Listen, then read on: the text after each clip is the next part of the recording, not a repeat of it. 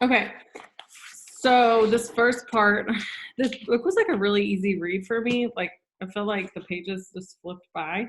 And I didn't feel like it was like I was already like, dang, I'm on page like 30. You feel like I'd been reading that long. But I love how he like redefined, like he was like, yeah, success is influence, but it's positive, progressive, ethical influence, and like made it a little bit more specific, because I know John Maxwell always says like leadership is influence. Um, and so I thought that that was really good. And I love that he said leaders should not only influence others, but they need to do it in such a way that it builds people up, encourages and edifies them so that they can duplicate this attitude in others. And I thought how he said, the measure of a leader is how well he or she mentors people. So personal leadership is handed off to others to create new leaders.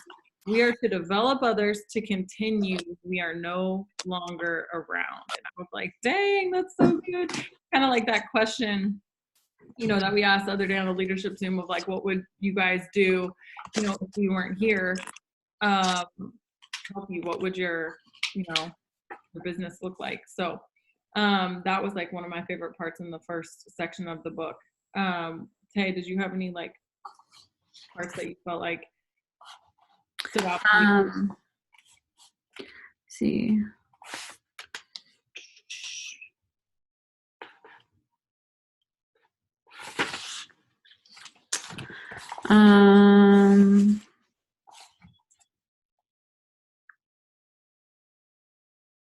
I think just like the section on being positive, like, leaders must be above negative circumstances, and just like keeping that positive mentality and, just having that in the forefront is huge. It says, yeah, I love that part. A leader must become the person who makes everyone else feel better about themselves. Their message must be simple and sincere, creating belief in those around them that their day will be better. I love that. I also loved, I don't know if you guys saw when he was talking about like the boat and how it's just like the ship that he was on was so big, but it was literally just like, I don't know, steered. I don't know what the past tense of steer is, but that it was just controlled by this one little thing, the rudder, like, and the whole ship was done. And he's like talking about like how the stallion was controlled by his wife, like, and how the fires had been started just by one single cigarette that weighed like less than an ounce. And he was like, the thing is that we have one little thing in our body that can steer the direction of our ship. And he was like, it's in the tongue. And I think we always confuse this because when we're younger, we're taught, life and death isn't, or we're taught like sticks and stones may break my bones, but words will never hurt me. And I think as we become adults, it becomes less and less true, because we pick the circle that we surround ourselves. And because I respect the circle of people that are in it, like words do mean a lot to me. And I think that we have to kind of shift that because we're around people who can really lift us up and deal with the reality of, that words do hurt and people can get damaged by words, especially like in a business standpoint. And so I love that when he was saying like, we have a choice as leaders to use the tongue to build up or tear down others, to create energy or exhaustion in our organization, to influence others positively or negatively. We know as leaders it's imperative that we understand the power of our tongue. And then he goes over some things that you can like do, because he's saying like being positive or being negative is a choice. And I love that because I just think it's so true. Like, but you have to get into the habit of choosing positivity. And so he gives you direct examples from that. He said, number one, define your environment, because you have to get away from negative energy. And I remember one time I heard Alyssa Bilyeu say, I really have to start protecting my energy. And I was like, what the hell? Like, that's so dramatic, you know, like, what do you mean you can't be around people? Like, you think they're below you, whatever. Like, I was like, that's so, like, you're so, like, hoity-toity type thing. But the higher in leadership and I've got, and the more my influence have spread, that I realize there's so much truth in that. And there's no reason that you have to put yourself in a situation where you're around negative people. And he was like, just walk up off, just hang up, just stop like being in that situation. And I think that that's so important. And then he says, like, guard your mind. And I love on 25 when he said, if you allow your mind to receive negative input, you have no choice but to produce negative output. And I was like, dang, that's such a simple concept. Like, how have I not thought of that? Like, he's like, it's like the person who says they wish to lose weight while they still eat a double meat cheeseburger. Like, oh, I'm really going to try to be more positive, but what are you doing to create that positive environment for yourself? And he says, just as you become what you eat, you will become what you allow into your mind. And leadership demands the guarding of your mind. So I love that. And he obviously says, watch your words, kill the word just in your vocabulary. Like, I'm just a mom, or I'm just a, you know, I just do social media marketing. Like, that was an aha moment for me. And I think that that's such a big thing. Anybody else have anything to add? Those are all my main ones right there. I do, if you can hear me okay. Oh, yeah. Hi. I didn't know you could talk. Well, we're driving, so you might be in and out.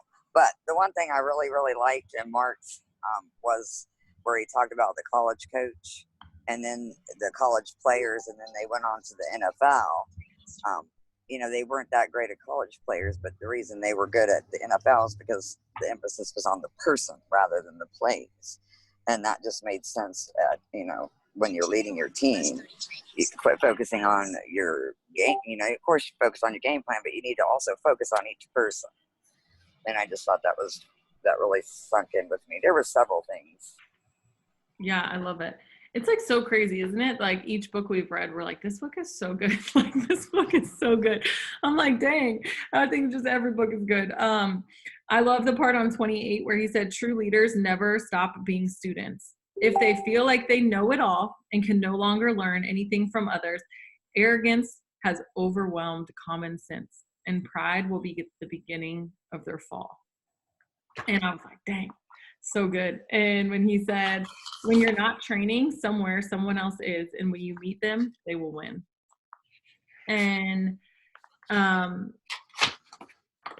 I love the part on 29 when he says, a principal leader understands that it is by God's grace that he has created what he has, and it is by the same grace and favor that he will move forward. And so often, like, this happens so many times when people promote, they're like, I did that, like, I did that.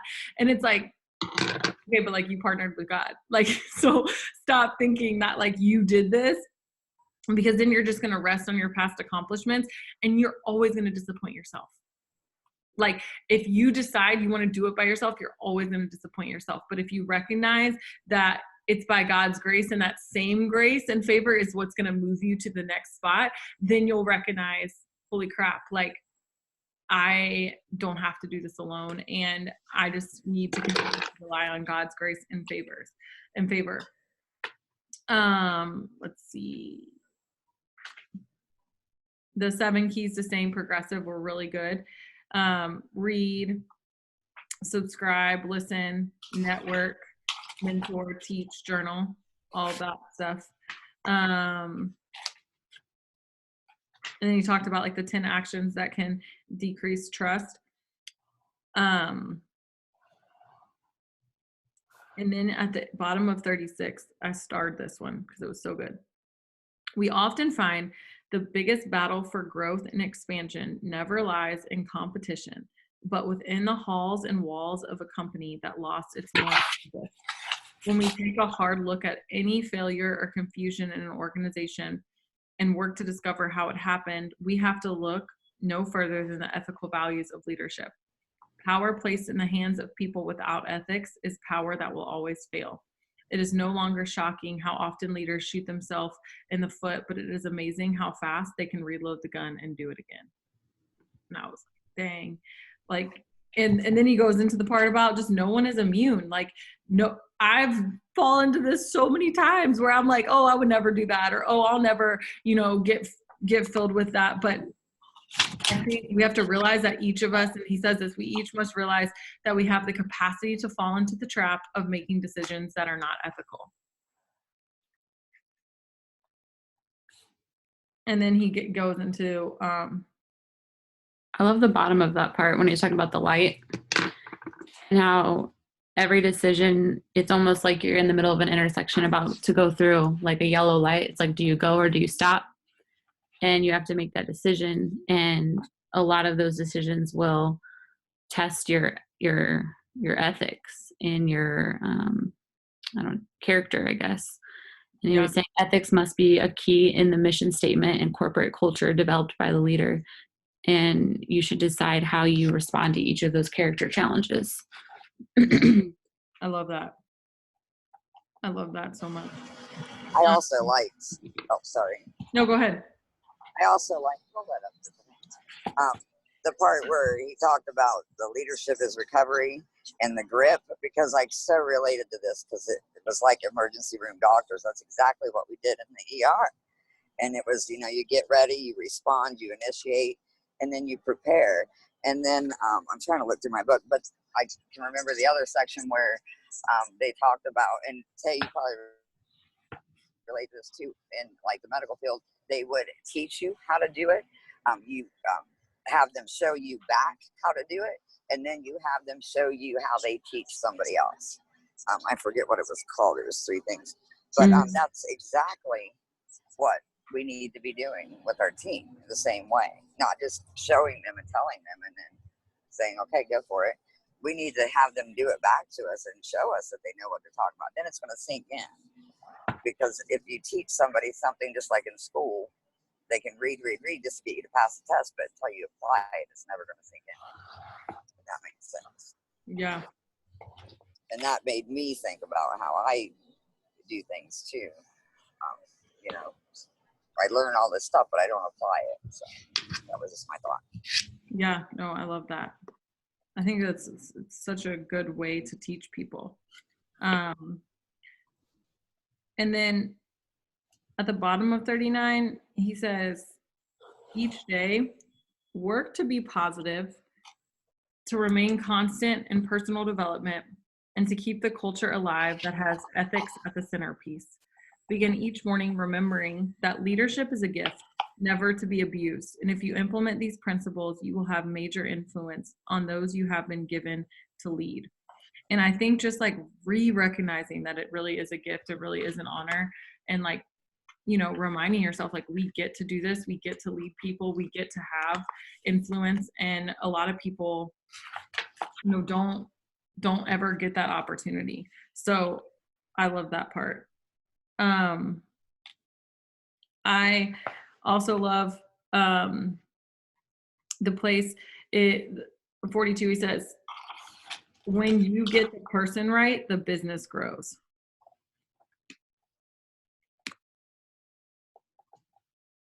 Your endless, and I love that he says endless, your endless endeavor is to build the self-esteem of those you lead. Do not fall into the trap of believing your intelligence, product, or service is substantial enough to create continued growth. And honestly, this one is really good to hear, because I was talking actually to like Kelly Brown when we were doing the blue Zoom, and she said something. She's like, I'm blue and yellow. She's like, but I will tell you that most yellow and blue leaders, or blue yellow leaders, they have the same people that were with them from the beginning are still in their organization. And I think it's because blue and yellow, naturally, they might not be as mass enrollers, but they know how to build that like the people. They know how to invest in the people. And so if blue and yellows can take some of that discipline and some of those things that they need to work on, and red and green people can take some of that connection and just hone in on that skill, like you can have a perfect combination. And that just reminded me so much of like what she was saying, because sometimes like people are like, oh, we'll just replace them. Oh, we'll just replace them. Oh, we'll just replace them. And yes, it is important to have that next play attitude, but it's also important to say, did I do the best that I could with that person? Did I give that person my all in that? And understanding that balance between those two, because I think that attitude of next play is important. But again, looking back and reflecting, did I do everything I could for that person? Am I proud of the way that I led them? So that's good. And I love when he was talking about Marriott and in Southwest. I think it was Southwest. Was it Southwest? Yeah. On 45, he said, you can have everything in life if you want, if you will just help enough other people get what they want. Mm-hmm. Let's see if there's anything else. Help people become better by helping them feel better about themselves. Once people raise their self-esteem, they raise their self-awareness, and they will believe that they are capable of doing better in their life. So good. And like sometimes we forget the simple things. It's like, well, how do I help them do that? It's like literally, you guys, I've just gotten back to the basics with like 2 of my newbies in the last 24 hours. I just told them, I was like, I believe in you. And like, they were like, oh my gosh, thank you so much. Like something so basic. And like, I do believe in them. Like, I'm not lying, but like, it's just literally telling them and then hearing the authenticity in your voice. And it takes 2 seconds. But when's the last time they've had somebody say that to them? You know, and we are lucky because we're so used to having people tell us that they believe in us, like in this environment. But it's so important that we learn how to pass that down to other people. Yeah, and in this part, Tracy, is when they talked about like get a grip, and use grip as the acronym. So saying like get ready, respond, initiate, and prepare. Yeah, I wanted to just say something real quick on that. What you were talking about is just giving them that belief. And I'm telling you, I'm definitely guilty of that, because you get so caught up and so busy that you forget. And I've been implementing that the past couple of days, and it just has really changed a lot of stuff. What I think about this book, I know this is just out there, but this book, I wish I had read it a freaking year ago. This book is going to be my gift to my upcoming leaders if they don't already have it, because I want them to not take as long to learn this stuff as I did. So I really think that we need to really push this on our upcoming leaders to read this freaking book. No, I love that. Maybe like we can just create the standard where like when people go Ruby, this is the book that we gift them, like, you know, as gift it. I love that.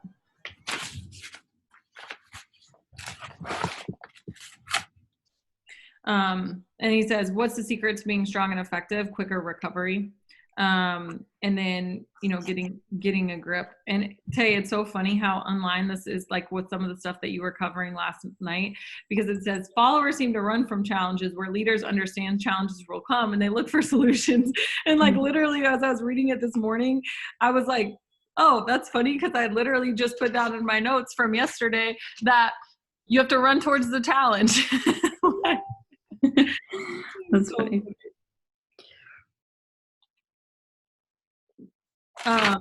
It was also really reassuring for me to hear, get ready to recover daily. Don't let your failure take you by surprise. Externally, things may look bad, but your leadership is based on the internal, not the external. Your internal principles must overcome what you hear and see. Honestly, you guys, this is a freaking Bible verse that he just wrote in a leadership book. Okay, do you know that what they say in the Bible is faith is the substance of things hoped for, but the evidence of things not seen? That's literally what he's saying. right here is he's saying you have to have faith in order to be a leader. It's based on your internal principles, not what's happening externally. And so if you know who you are, it's like what Ed Milet says, they're all saying the same things. It's like that, remember when Ed Milet gives the example of the thermostat? Like, where's your thermostat? Like, and it's always going to go back to what your internal beliefs are. And so in order to change your leadership, you have to change your internal.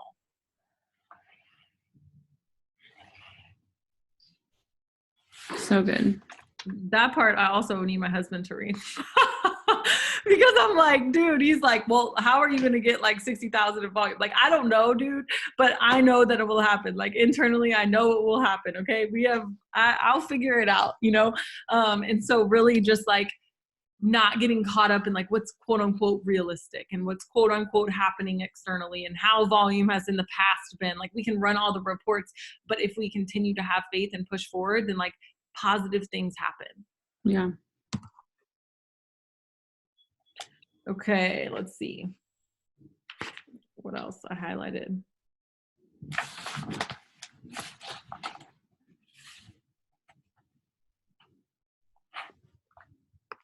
Just the initiating, like initiating a positive attitude and saying like, if we initiate that, like,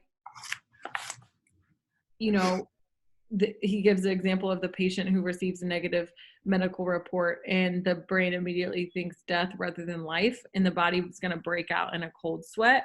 And he says they begin to envision all the negative things that come from the challenge. But he says, train your mind each day to switch to the positive. For when you remain positive, you remain in the area of creativity, and then your brain's going to look for solutions. And I thought like, dang, that's crazy. Like I've never thought about it that way. Because if you remain positive, then, you know, and I think of Lachelle and her mom. And when her mom got diagnosed with cancer and, you know, she wasn't like, oh gosh, she got cancer, this is a death sentence. Like she moved and she was like, okay, I'm moving out there. We're going to find a solution. We're going to go see the best doctors. We're going to go do X, Y, and Z. Whereas like if she hadn't done that, who knows what would have happened with her mom. And that to me was like, I don't know, I was just thinking about that when that happened.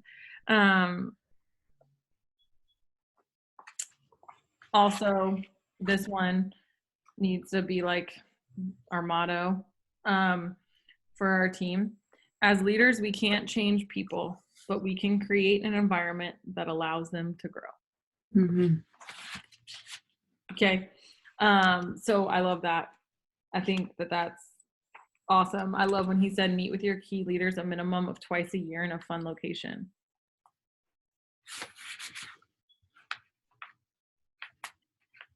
Then where there is no communication, there is potential for rumors. I love that. I think that's something that we all need to. And it gave me so many ideas when he was talking about have random fireside chats with your people. And I was like, how fun would that be if like once a quarter, we just like all met up at my house for the people who could, you know, come, and we just like had a sleepover. Like, let's just have a freaking sleepover and brainstorm and like have ideas and order pizza and call it a day. That'd be fun. Sign me up. I'll be there. Yeah, we should do it on your farm. As long as you can ride one of your ponies. It's great. Okay. Anybody else have anything that they... I think just that bottom part of 53 was super good.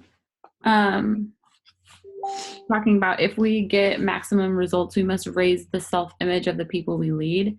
And then talking about like focusing on the good, not the bad in the person. See the person as you want them to be instead of how they are now. Reinforce their value, let them know how important they are to the process, allow them to be a part of internal meetings that will affect the outcome of the organization, ask for their input, give them responsibilities. And just those things. That was good. Yeah.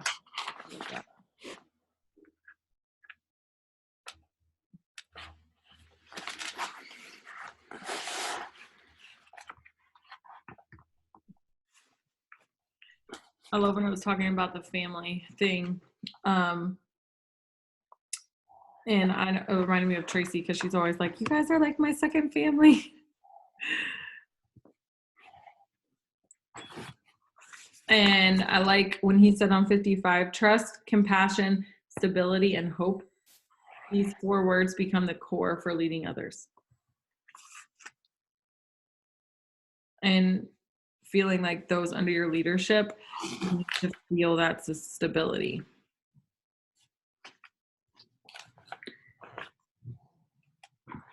Okay, finding leaders, finding diamonds in the coal.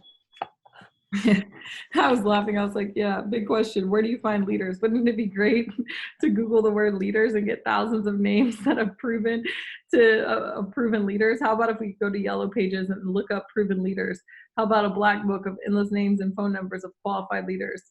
Right? It's like so hard. I was like laughing out loud. I was like, oh my gosh, isn't that so true? Our life would be so much easier. Yeah.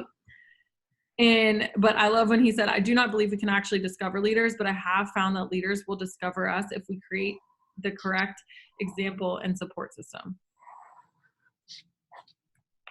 And honestly, like as I was reading that though, I was like, dang, nobody would have found me, nobody would have found me if I had that criteria. Like I was just in the rough. That's exactly what I was thinking when I read that, because had you guys not, and Megan had not put that diamond chart in front of me and made me believe that I had the capability of doing it, I wouldn't have done it. I wouldn't have went past Ruby. If you guys didn't instill that belief in me, I would have never done that. So that hit home with me too, to think about other people on my team, that they have to hear that and know that, or they're not going to think that. Yeah. No, I totally agree. There's definitely people that I'm like, dang, I need to keep digging them out of the rough. Mm-hmm. Reaching down, like you said, reach down in there and you start pulling them out. Yep. That's the key. Yeah. So I love that he gave us some characteristics to look for. Loyalty, self-governance, belief in their ability to perform. They play well with others, and they have a hunger to learn.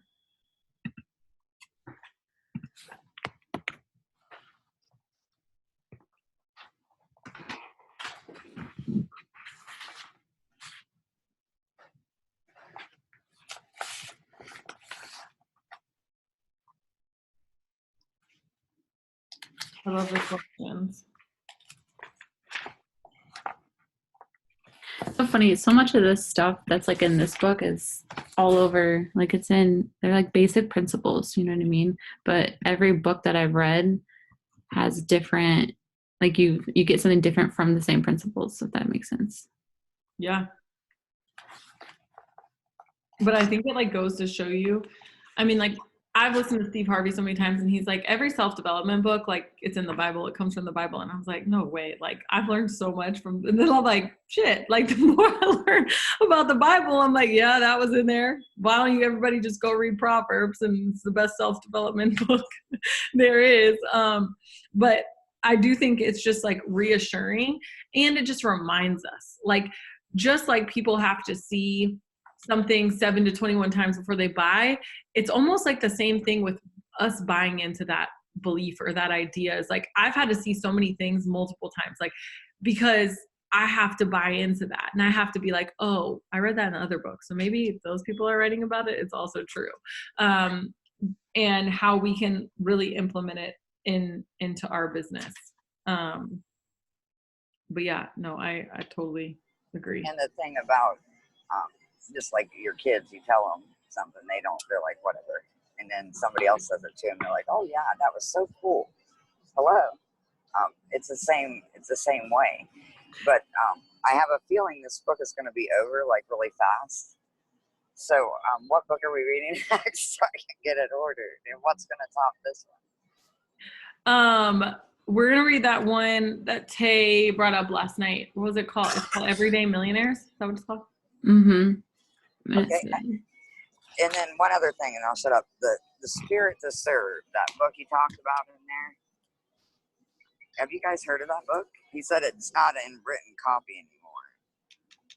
in print anymore. I just wondered if you guys had ever heard of it. What's it called? It was on page. Yeah, It it was on. opens right to it because I kept holding it open. Damn it! Now it won't open.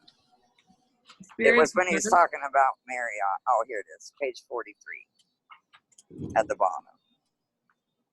Oh. I was just curious if you guys had ever heard of it. I have not. It's got a good title though. I know. I'm gonna look for it, but.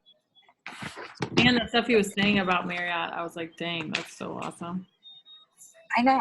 And how the employees relate. Do they smile when you walk in the room, or do they and I applied it to other managers I've had. I'm like, wow, I used to do that with managers. I hate it.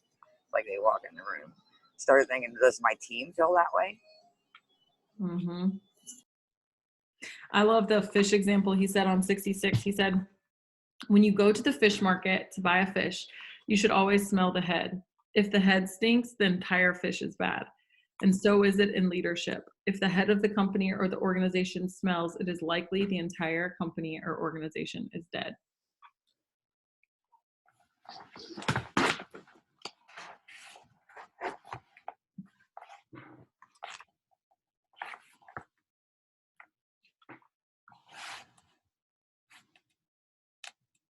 Let's see.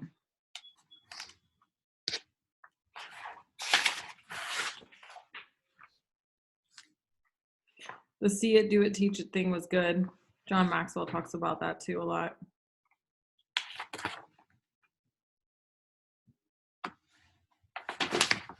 Yeah, that was that concept I was trying to find for teaching your team. See it, do it, teach it thing. Yeah.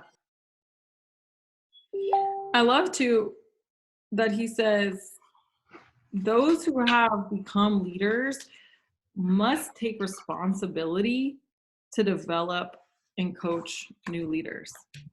And I was like, dang, I think that responsibility, a lot of us don't feel that. We think it's other people's responsibility, but as soon as you join the business, it's your responsibility. It's your responsibility to become the best leader. And then Tay was talking about last night, raise the lid for other people under you to become better as well. Because when you become better, everybody gets better. Yeah, and that was a missing piece of my area is I wasn't thinking of it in that direction, which is what I'm trying to do now. But that's something that we need to instill in our leaders as well ahead of time instead of waiting until you're 2 years into it to figure that out, I guess. Yeah, 100%. I remember Alyssa asking me, who are the next 5 people you're mentoring to 6 figures? And I was like, what? What? I haven't even thought about it like that, but really asking yourself that and then going into it when you're mentoring them with the belief that you really think that they can make 6 figures. Mm-hmm.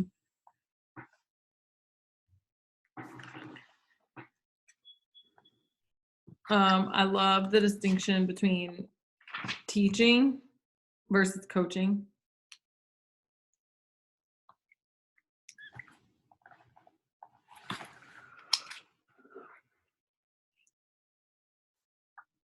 Let's see.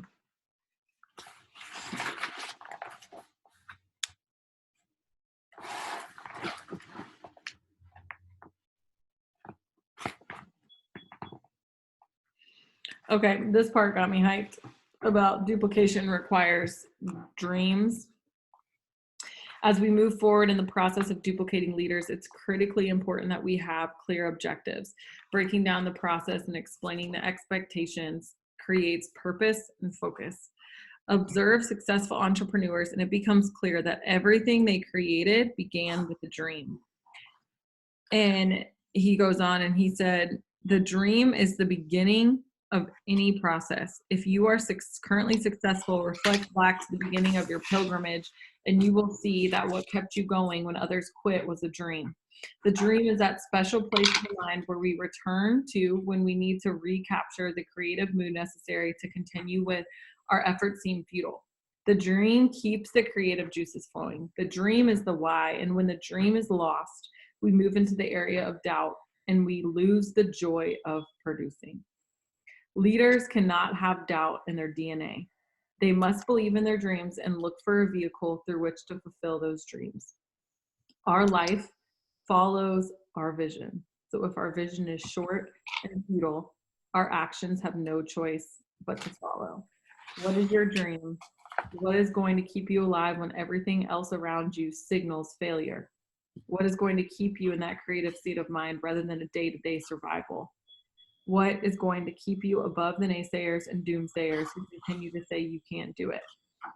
A fellow Oklahomian, Garth Brooks, was once asked the question, how do you handle critics? His response has been ingrained in my mind. I never listen to those who have put their dreams on a closet shelf only to have them collect dust over their lifetime.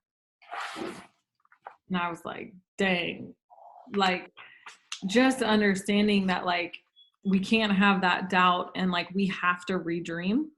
And I know for me, like getting back to this and really getting back to that special place, because I do know that like when I freaking started this business, I was kind of like, I don't care. This is what I'm doing. And like, I believed in that dream with like no doubt. And like, I had, you know, I mean, I'm sure there were moments and times, but like, I saw it. Like I saw myself sitting on the white couch. Like I saw myself doing those things. And so really understanding like, and I'm sure, you know, Tracy, like you imagine quitting nursing and you imagine that. And now that we've accomplished those things, like what is it next? Like, what does that look like? How does it feel? How does it taste? How does it smell? Like all of those things and really getting back. And I heard somebody say one time that like, in order to visualize properly, like do visualization and dream in your head, it has to involve all 5 senses. What does it taste like? What does it smell like? What does it feel like? What does it sound like? All of those things. And I think that was such like an aha moment for me because I was like, dang, I have not gotten specific enough with any of that stuff.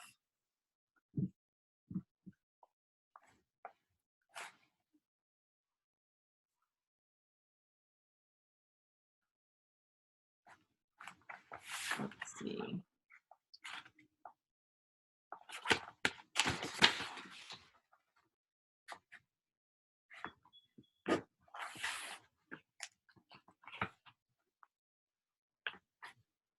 Let's see. Then 83, he said, a leader's plans will change many times during a month, but the dream will always remain constant. And then he gave examples of things to look at the beginning of each month and take a monthly calendar and establish the detailed plans for that month. And I think that that's so crucial just to know.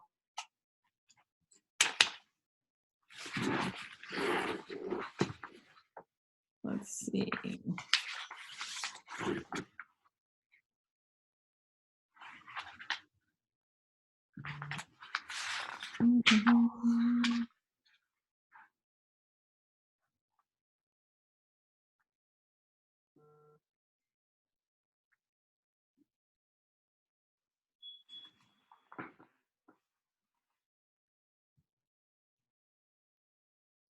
And then on 90, he said,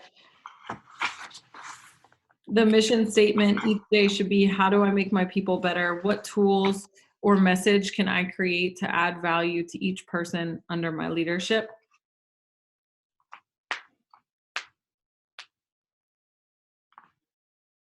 That's good.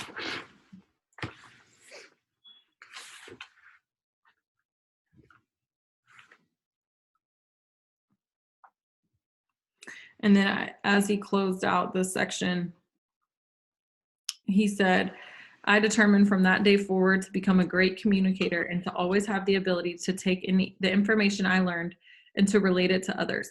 Anyone who wishes to become a great leader must learn how to relate to others and learn the skill of communication.